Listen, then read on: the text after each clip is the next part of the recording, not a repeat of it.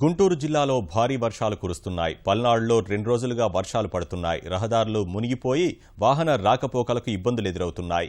పిడుగురాళ్ల పిల్లుట్ల రహదారిలో వంతెనపై లారీ పక్కకు ఒరిగిపోయింది. అప్రమత్తమైన డ్రైవర్ లారీ నుంచి దూకి సురక్షితంగా బయటపడ్డాడు. సున్నపురాయి లోడ్తో పిడుగురాళ్లకు వస్తుండగా ఈ ప్రమాదం జరిగింది. దాచపల్లిలోనూ రహదారులు మునిగిపోయాయి. వాహన రాకపోకలకు తీవ్ర ఇబ్బందులు ఎదురవుతున్నాయి.